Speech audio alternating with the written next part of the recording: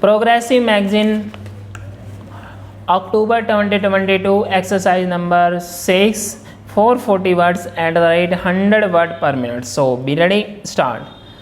The progress of science in Europe meanwhile confirmed them in their view that scientific education could be imparted only through the medium of English. Consequently, partly for the sake of administrative convenience and partly to propagate their own language and culture, they stick to their own system of education which they introduced in this country.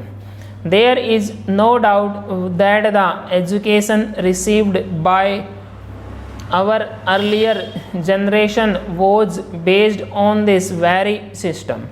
Those people knew little of Indian literature or culture and hardly felt drawn towards it, although a few Indian scholars who were inspired by English education did study Indian literature and wrote a good deal in praise of it.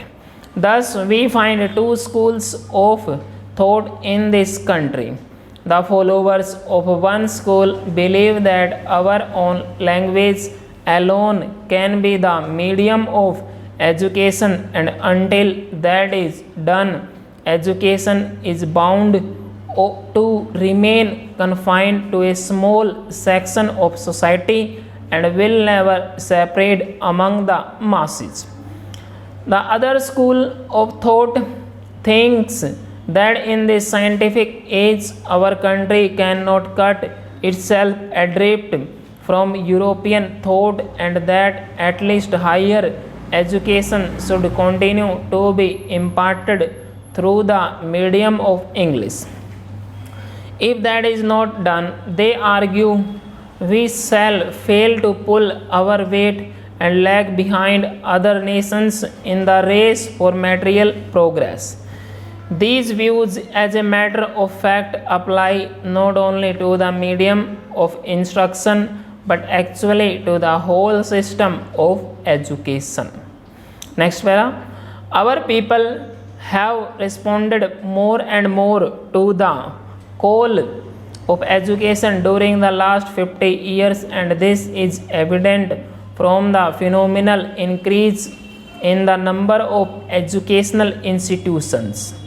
In 1911-12, when Burma and Pakistan were also part of India, there were 186 universities and colleges in India as compared with 537, and in 1948-49, though Burma and Pakistan had separated, leaving India smaller in area and population.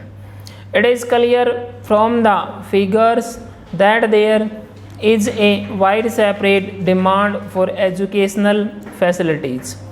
This demand is no longer confined to towns alone, but is evident among people of the rural areas also.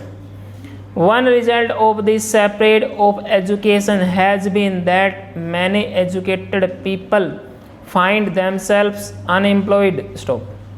Government jobs and service in private undertakings offer limited openings for the educated. Only a small fraction of successful scholars can be absorbed in them. A large majority of the educated are averse to taking up their parent occupation. As a result of their education, they have lost the capacity to take up those occupations, and they are not equipped to follow any other either. Repeat dictation 120 word per minute. So be ready, start. The progress of science in Europe meanwhile confirmed them in their view that scientific education could be imparted only through the medium of English. Consequently, partly for the sake of administrative convenience and partly to propagate their own language and culture. They stick to their own system of education which they introduced in this country. There is no doubt that the education received by our earlier generation was based on this very system. Those people knew little of Indian literature or culture and hardly felt drawn towards it. Although a few Indian scholars who were inspired by English education did study Indian literature and wrote a good deal in praise of it. Thus, we find two schools of thought in this country. The followers of one school believe that our own language alone can be the medium of education, and until that is done, education is bound to remain confined to a small section of society and will never separate among the masses. The other school of thought thinks that in this scientific age, our country cannot cut itself adrift from European thought, and that at least higher education should continue to be imparted through the medium of English. If that is not done, they argue, we shall fail to pull our weight and lag behind other nations in the race of material progress. These views, as a matter of fact, apply not only to the medium of instruction but actually to the whole system of education.